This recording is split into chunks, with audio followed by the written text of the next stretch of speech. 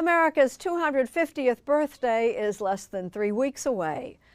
But our Faith Saley is wondering what future Americans will think of us 250 years from now. As America approaches this milestone anniversary, many celebrations are looking back at our past. But this one looks forward.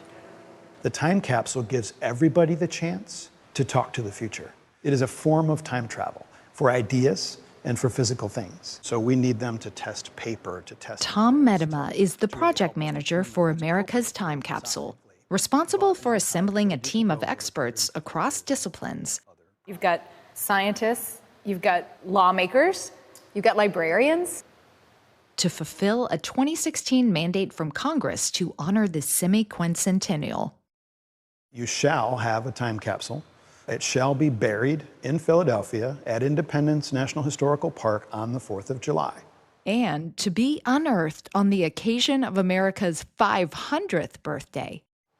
Very prescriptive. Who decides the content, the quality, the message of what goes in? Yeah, right. We wanted all states and territories and D.C. to be represented, to choose their own objects to submit. And it has to be sea to shining sea. It has to be grassroots, community-driven. It has to be personal. Rosie Rios is the chair of America 250. We met her at the White House Visitor Center, where guests can compose their own messages to the future. The goal is to have as many folks as possible participate in this, and then also choose a select few that will be included in our time capsule. There's a lot of hope. There's a lot of optimism.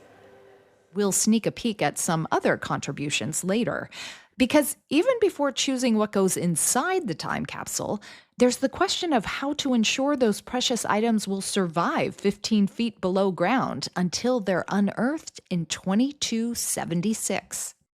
The existence of a time capsule to last 250 years has never been done.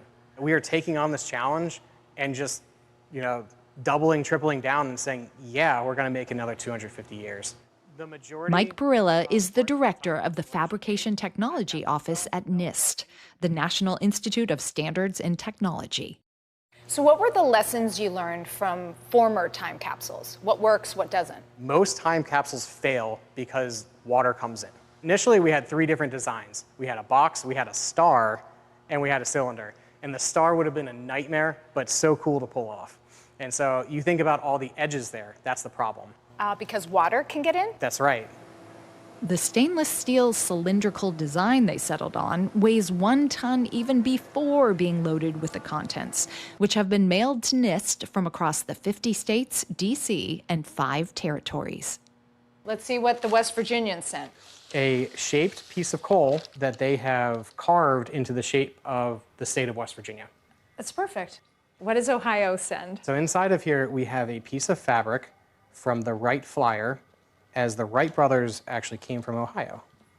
With an original statement from Orville Wright. That's extraordinary. Archivists at the Library of Congress determined what will stand the test of time and rejected submissions that won't. What cannot go inside the time capsule? Anything that will decay, decompose, or affect the other objects around them is a no-go. No adhesive, no leather, so much for apple pie.